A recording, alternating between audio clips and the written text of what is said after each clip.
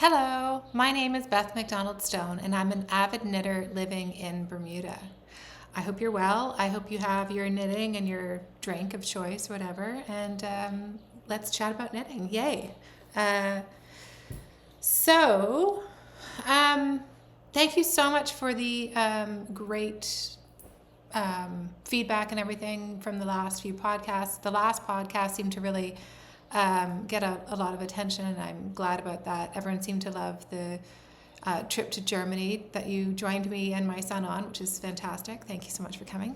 So that was really great, and thank you also for the great love to the mid-ocean tea pattern. It's a good one. I'm really pleased with it, and funnily enough, Bermuda hasn't. It got kind of warm for a few days to wear the mid-ocean tea, and I just sort of, didn't get into the full stride. And then it's turned cool again. I don't think it's going to be cool for very much longer, and I'm kind of grateful that today I'm talking about the two last sort of heavier sweaters from the Bermy Basic designs, because I think when we next chat, I won't be able to put on a mohair or a heavy sweater. Then I think we're coming down to the wire and the cooler weather. So. Which is a shame. I like the cooler weather. Bermuda in the winter is really lovely, but it's nice to be out in the sun and hear the birds and feel the warmth and all that too. So that's definitely coming. So Bermy, the mid-ocean tea, thanks again, and I look forward to wearing one too. Mine's downstairs, ready to go. Anyway, so today, I think it's gonna be a short one, which is totally cool. Last one was quite long, which is really fun too. It's fun to work on. Short will be nice because it'll upload easier. I find the uploading really tricky. It's not that obvious. It's getting easier and easier. This is the 12th episode, so obviously I'm 12 in and getting and understanding a bit more, but it's not totally intuitive. So so a shorter one, if it uploads quicker, that's cool. Whatever. Anyways, so what I am wearing today, and the pattern highlight for this week. Today is more Bermy Basics. So I'm wearing the 16, and this is the 12. So this is the largest gauge in the collection, and this is, kind of getting towards mid-range. I'm really excited about this. These two patterns will be live when this episode is aired, and as always, there's a 20% discount for the first week of publication. So I think that takes us to May 2nd, but I'm not really sure. It's a Thursday midnight, May 2nd maybe. Anyways, very exciting. And then we've got 2 more to go, and then that's the Bermy Basic done, and that's amazing. I can't believe it, and I'm really proud of this pattern or this concept or a group of patterns, and to be on the other side of the mountain is pretty wonderful. So let's start with the one I'm wearing right now. So this is the 16, and I've knit this with Biches, Le Gros, Mohair, and Silk. It's not a bell sleeve, it's just how my hand was there. That's parallel to the camera, so you can see it's a straight sleeve that I've knit in the pattern. As in all of the Bermy Basic patterns, there's also a tapered sleeve option. The Bermy Basic patterns I have in the last few started to modify, add my modifications, just because I've knit them so much that, and I want to show you some other options. So obviously in this one I added, because you can see here I picked up from the cast on row. Is that right? No, maybe it's further up. Yeah, up here I can feel it. That's it. I picked up and knit a very big turtleneck. I knit a sort of average one at first. That was, I think, 8 inches in addition to what was already there.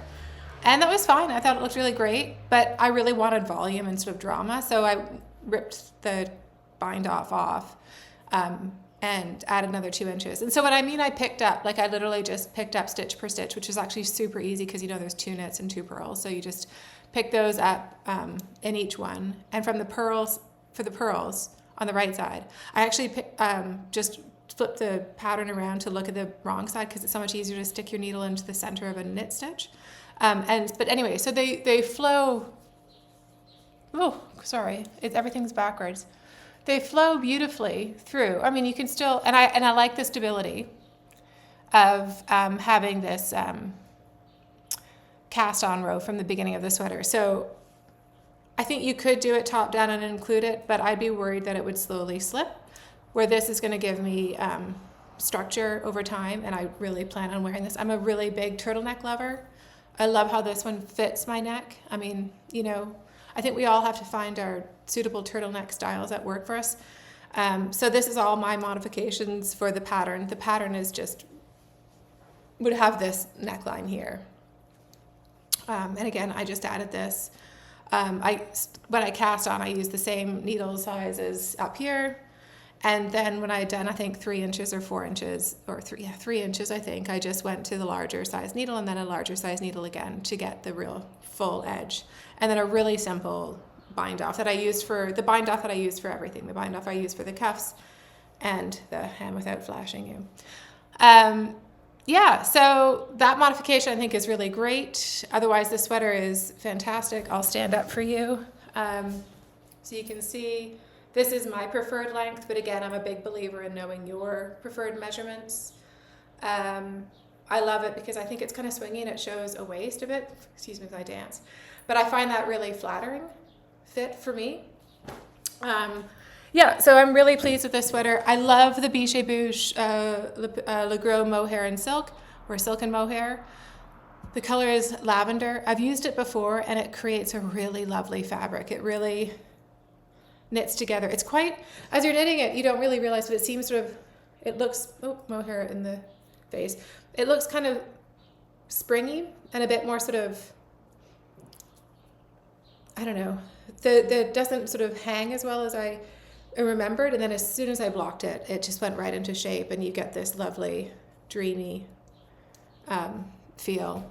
And the weight is so lovely. It's super light too. So again, like I always talk about travel knits, things you can just really shove in a suitcase. This is a perfect one. So, and I really plan on taking it on my next trip next month. So yeah, I'm really excited about that. So Bermy Basic 16, the Bermy Basic 12, this is exactly to pattern as well. I used for this Drops Wish in the color white, sorry. I love this fabric. It shed like crazy when I was knitting it, and so I was always having the sort of lint roller out, especially on the sofa that I sit at usually and knit, which is behind me, which is actually, you can't see, those are throw pillows, but it's a dark blue sofa, and it was covered in the white sort of fur. I'm glad to say that when I blocked it, it seems to have kind of resolved more or less. I'm sure that it still will. I wear a lot of black. I'm sure it still will sort of transpose onto black turtlenecks and stuff. But I see that will end, I think, fingers crossed. But it's a really wonderful yarn, super affordable, and it just created the nicest, coziest sweater. I probably won't be able to wear that this year, but I look forward to it. I think it'd be really smashing for sort of a lovely, New Year's Eve outfit. I don't go out to anything really formal, so a cozy at-home New Year's Eve or with friends, I think that's really pretty, or skiing or going somewhere snowy. I really like it. Again, I knit the straight sleeves. I'm really going through a straight sleeve phase. Gosh, it's really backwards. It's very not what my brain wants to do. Anyway, so the straight sleeves, I'm really in a straight sleeve phase. I feel that's quite modern right now. I'm sure my interests will change. They always do. Yeah. So for this one here, the only modifications, pretty obvious, are just for where I write increases, I just did a yarn over. Now, in the design, you will see increases are not specified because it really matters between which yarn. Like if you want it to be hidden, I found that in certain yarns, the most hidden was my Make One Rights. In others, when I wanted it hidden, it was the lifted increase. It's so dependent on each yarn, and I really feel also that that's a great opportunity for customization, so the increases. And if you look at other test knitters from any of the Bermy Basics, people have really taken advantage of that and done some really neat things. So I copied one of the test knitters.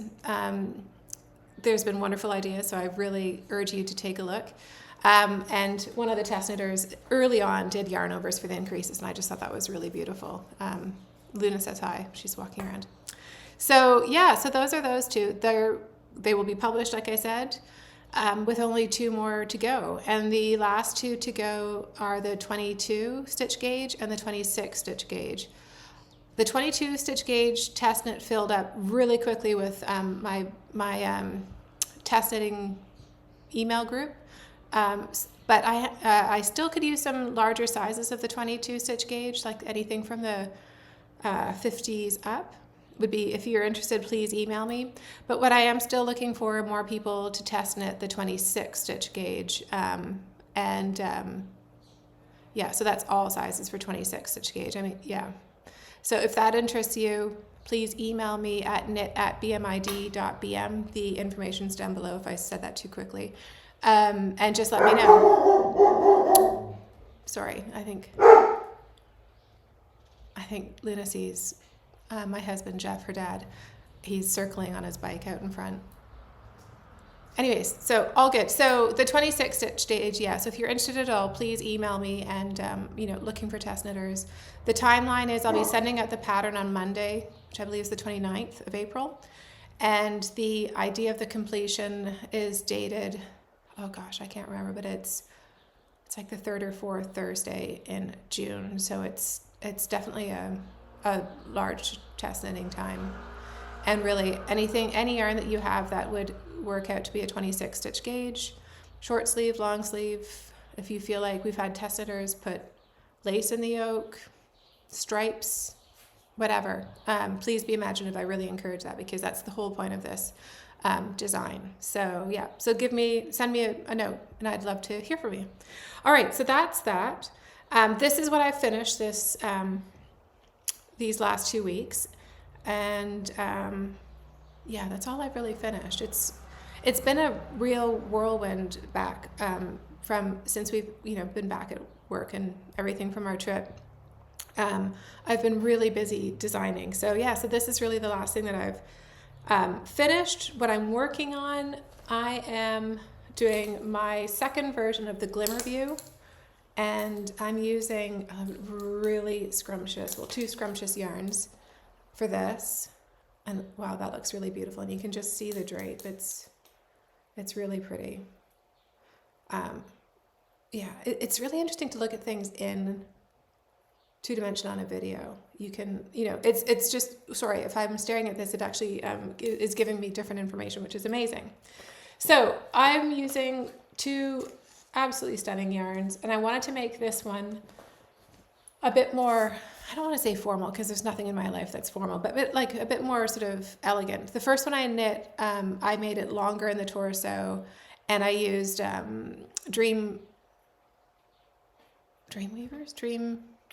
Mota. So sorry, gosh, Mota yarn held with a really interesting Ito Sensei mohair and goat that it kind of sparkles through it.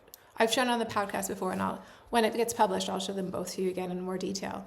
But that one reads a little bit more cozy and casual and, wearing with a denim shirt and leggings kind of thing, where I wanted one that was maybe slightly more elevated. So, and I think that's what I'm really getting with that. So for this, I'm using some old Shibui knits Silk Cloud in the color Ivory. This is a really spectacular mohair silk, and Madeline Tosh is now offering it, so it's not gone for good, which I'm absolutely thrilled about. I love this, and like I said, the silk of it is high, and the mohair is not huge and long and overwhelming, and so it just gives the most gorgeous drape and everything, and a great sheen. So I'm holding that together with Cashmere People Yarns. This is the sport weight, I believe. Color Pamirs. And I bought this at Vogue Knitting Live 2023 from Port Fiber. And I think this is a really special yarn. Again, crazy drape, crazy sheen.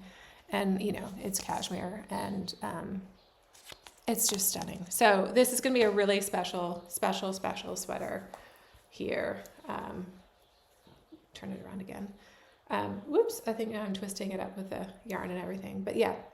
So this is really great. I finished the yoke, sorry, I was holding it weirdly. I finished the yoke a couple days ago or a day ago, and basically this is sitting by the sofa in the TV room so that at night when we're watching our shows before going to bed, I put in a few rounds or a few, my intention is an inch or two, and then it just keeps it going. The one other thing I have on the needles is, all fine. I bought this really fun bag from Dinah at the knitting place. I couldn't resist. It's so fun. It's so much like I didn't go to a high school with like a cheer squad or anything. That wasn't the culture when I was in school at all in Toronto. Well, it's just not the school I went to. Anyways, but there's something sort of really satisfying about that sort of cheer squad or that kind of the look of a football jacket and the font and stuff like that. So I just thought this was really fun. Anyways, thanks, Dinah. So in this, I have a very strange looking project. Can you tell what it is? Probably not. Anyways, this is a hat, and it is called the Ina hat, and it was, can you see that motif there? It's really not showing up well. It's the Ina hat, designed by, let me look it up, Elena Dimchevska, and it was in the 52 Weeks of Accessories, which is a Laine publication. And I just had one ball left from my Euro sweater that I showed last week. There's a better. You can kind of see, which way am I going? There we go. You can kind of see like buds and then this really interesting kind of braid motif that creates a shape. I'll put in a picture here of the actual pattern so you can see. And what I just wanted to do is I had like, oh gosh, there goes the beginning of the round. I think it is. I'll just try and, I never used needle stoppers. I really should. I'd never do. Anyways, so I had one ball skein left of this Eco Soft, Isager Eco Soft in the color E2S, which I used for the Euro sweater. And sorry, I got the book and immediately thought that I really wanted to knit this pattern because it's really cute. But I technically didn't have enough yarn. So what I did, I'll pull it back out again. What I did is I did a provisional cast onto a cable needle here. So that's why it looks really strange at the bottom. So my idea is that I'll finish the crown and then come back and just knit the brim as long as I can. Because it says 4.5 inches of brim. And I'm not sure if I'm gonna have enough yarn. So I'll just do what I can and fudge it and hopefully it works out. Again, this yarn is really hairy. This has not been a hugely fun knit, not the pattern. I think my yarn, and so it's not really, it's just a lot of kind of pushing and pulling to make these small cables. Again, great pattern, nothing difficult. It's just me trying to use up this yarn. And if it was a plump, springy, elasticy yarn, something like, I'm thinking Gilead would be a lot more fun to knit with, but this is going to be cool. It's going to be great, I think. I was trying to put in like 2 or 3 rounds a day just to get it finished because I did find it a bit of a chore, and then I forgot the plot. So I'll go back to doing that. But I forgot the plot because I have exciting news. I love, and I hope you guys have all seen, isn't it funny how it's backwards? Anyways, I hope you've all seen Sprinkled Fibers. They're on YouTube and they are on Instagram, and it's a really fun, it's a really special dye company because they do colors. Marcy and her daughter Lindsay really does the dyeing. Lindsay does these most amazing colored yarns with lovely speckles and just a whole palette that I am totally obsessed with. And it's a stretch for me because it's not what I see all the time, and it's not something that I have used in the past. And I'm absolutely obsessed. So do check them out. Sprinkled Fibers, YouTube, Instagram. Really special, really interesting colorways. Really, Lindsay, who's still in high school, is really talented with her colors, and her mom's great. And her mom's really super knitter and knits up everything using Lindsay's yarns, etc. So really, sorry, a lot of there. Really exciting company. Anyways, we've decided to get to work together for their advent. And so I have been really working on a design for that. And it's just so interesting because I'm so interested in this company because it is such a departure from what I do. So to come up with the advent design has been like a total obsession the last 2 weeks. And I had to really go around the block in a way because it took me a while to really figure out why their yarn is so special and what that really special yarn needs in a pattern to make it sing. And I think, actually, I'm really sure. I'm really excited now. About 2 days ago, I figured it kind of came to me. I've done swatches, I've done about 10 different swatches in the past 2 weeks, and honestly come up with, drew up a bunch of designs, charted a bunch of designs. And they just weren't right for their yarns. Like it just, it just wouldn't make their yarn and the special quality of their colors sing. So I finally got to something. I'm really excited about it. So Marcy and I were emailing last night to figure out how to describe it because we don't want to give away it's a surprise. So it's a traveling stitch triangular shawl. With yarn, fingering weight yarn held double to create a fade. So that's all I'm going to say. So I think Sprinkled Fibers in their next podcast will be announcing the information for how to purchase their advents. And I would imagine that will be recorded within the next few days, maybe this weekend. I'm not really sure. So watch out for that. With the pattern, with their yarn will come my pattern. And then I'll publish the pattern independently next year. So after the December 2024 Advent season. So anyways, so really exciting. But that's been really a fun project to really try to channel someone else's creativity and mixing my aesthetic with someone else's aesthetic and coming up with a really good conjoined or collaboration, which is what a collaboration is. And I'm really, really excited about it. So yay. So that's the other thing I've been working on. And so I don't really have anything to show for that. And I'm really sorry. I've always hoped that I never would have to do that kind of like, ooh, it's a secret. I can't tell you. But it's a secret. I can't tell you. So stay tuned. So that's really exciting. The funny thing is I went around and around with samples. And I've come up with like 2 other designs in the process. So, I mean, it's been such a fun, creative 2 weeks. And so I've got to get this going and done and then work on those other patterns. And, I've got another one percolating in my head for another summer knit that I really want to get out for this summer season. Summer season. So the creative juices are flowing. There's not enough time in the day, cliche, but it's so true. And I can't knit fast enough. I've been pondering the idea about having sample knitters. But I design on my needles. Like I come up with a design, and I draw it all out. But so often I just revise and revise and revise. So I love the concept of sample knitters that I could do this quicker, but it's just not how I work. So I just have to knit faster. And I'm not really a fast knitter. I'm an English thrower, and I literally take my hand off the needle. In fact, someone asked me to show you how I knit. So why don't I take this opportunity now? Because I don't have a whole lot to show you. I will show you how I knit, and it's not the most efficient, but it works for me. So I literally I don't tension the yarn, because right now it's a bit tangled, so I'm only going to be able to do a few stitches. I don't tension the yarn, I literally take my hand off the needle and throw it around. I'm an English knitter. Even if I did it this way, it's probably just easier. And I just do this. This is how I knit. And I can get into the zone, but this will never be a very fast knitting technique.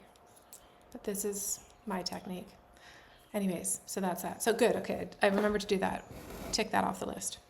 Okay, so that's kind of everything from what's finished, what I'm working on, what I'm excited to cast on, upcoming designs we've talked about, the Glimmerview, which is this one that I was just knitting on here, the Glimmerview. That'll be coming out June 6th. And then I'm confused or is it May 6th? It's June 6th. Yeah. So the next, I think, design to come out will be the Bermy Basic 28. And that's the one that people have given longer for because it's such a fine stitch gauge. So yeah, that's right. So it's the 16, the 12 this week. In 2 weeks, it'll be the 28. And then I believe June 6th, the Glimmerview is the next one. Pretty sure. Yeah. And then what else is new? Life stuff. So life right now is great. Bermuda is wonderful. Spring is definitely here. We are semi-tropical, so seasons are subtle, but they are kind of noticeable. So with spring in Bermuda, I told you about we have the Easter lilies. That's for Easter time. They're still kind of really just coming out. They're in full, maybe coming over the peak of full now. So that's lovely when you're driving around. You can see the fields of Easter lilies or Easter lilies in people's gardens. The other plant that comes out in spring are nasturtiums. They're really beautiful. They're little orange flowers. And I'll try and put in a picture here. Gosh, I'm really struggling with that here for nasturtiums. And they're really pretty because they kind of grow like weeds. So you'll see them kind of going over walls and up trees and just cascading in the most amazing spots and stuff like that. And it's just so cheerful. So I'll definitely, at the end of the video, I'll be including some photos of the nasturtiums because I love how they just kind of take over places. And then the other thing with nasturtiums, they're really fun. They're edible. The flowers are edible and they have a peppery flavor. So they're, I haven't seen it done recently, but you can put them in things like, garnish on a dinner plate or, quite often in the past, people would put them in salads because it adds a little peppery kick and it's really beautiful. So that's a nasturtium. I think the Gardner Museum in Boston was famous for doing nasturtiums cascading down into the central courtyard. Very cool. It's an amazing plant and they really do grow like a weed. So they would be able to, great for installations. Anyways, so that's the nasturtiums. The Easter lilies are over or ending. And the other thing that's really in season 4 right now, which everyone in Bermuda loves, are the Bermuda onions. And the reason people in Bermuda love them are because Bermudians are called onions.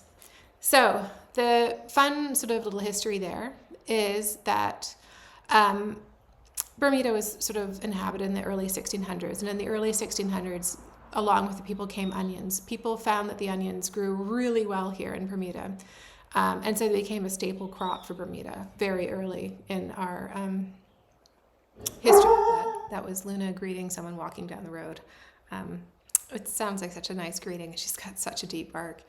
But anyways, so onions came in the early 1600s along with our first settlers.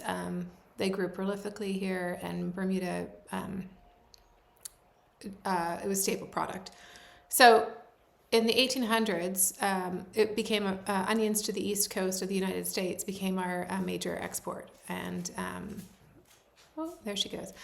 So the onions went to the east coast, became a major export, and so Bermuda was known as the onion patch. Hence the name of Bermudians being Bermuda onions. So I actually have I should have worn it today, but a classic piece of jewelry is a gold pendant that's a Bermuda onion. I have one. I don't wear it very often. I used to wear it when I was younger, but it's fun. It's a really classic emblem of Bermuda. So if you ever see sort of like the word Bermuda and a big onion on it, then you know why. We're onions. So that's really cool. So unfortunately, after World War I, the trade sort of dwindled. The landmass in Bermuda is really very small. And if you saw a farm here today, you'd laugh. You'd think it was a kitchen garden. So we just couldn't, maintain the volume and stuff like that. But so after World War I, we didn't really export. Now we just enjoy them here on the island. They look a little different. And again, I'll include, what am I doing? Pictures here of Bermuda onions. They taste different. They're a lot sweeter. You could literally bite into it like an apple. And then the stem of it, you use this like a shallot, not a shallot, a green onion. So you've got like basically a really big green onion with a sweet main onion. We put it in everything. Love them. My son loves them especially. One recipe that I'm dying to try is onion pie, but basically it's, onions with an egg or two. So it would be just like an onion frittata really, but beautifully presented and stuff like that. So yeah, so Bermuda, you probably didn't know, has a huge tie with the onions. Yeah, so that's kind of everything that I have for you today. I'll end with some photos of nasturtiums, some images of Bermuda, and some videos too of a walk that Luna and I took a few weeks ago. Actually, we do Sunday walks when there's a road that's really beautiful on the harbor called Harbor Road, and it's very narrow. It's very old. And so because it's very narrow, during the weekdays, you just don't really want to walk on it. There's no sidewalks. It's, but on a Sunday morning, I feel it's okay-ish to walk on. We get pressed against the wall a few times, but it's better then. So you'll see some video clips of Harbor Road and walking through a rock cut, which is the property actually of the school that Oliver goes to, which is a very old school, also dating back to the 1600s. And so we're walking through a rock cut called Morgan's Road, and which takes you right to the harbor area and to Harbor Road. It's really neat. And actually, because the school that Oliver goes to, Warwick Academy, is so old, they owned a ton of property in that area, still do. And they have a dock, so they also offer like marine biology courses for high school, which is very cool. And you literally can go to the dock and get in right there. So really kind of neat. But anyways, what I'm trying to say is really interesting landscape, very historic area, and who doesn't like pretty water scenes with pretty pastel colored houses and white roofs, and anyway, that's what I like. So we'll end with that. Thank you so much. It's definitely a shorter episode this time. I'll knit as fast as I can to have more for you next week or in 2 weeks' time. But in the meantime, take care, happy knitting, and please write a comment. I love to read them, and I love the dialogue. There's been some really fun banter back and forth, and I'm totally there for that. So please chat away, and thanks so much, and we'll see you in 2 weeks. Okay, bye.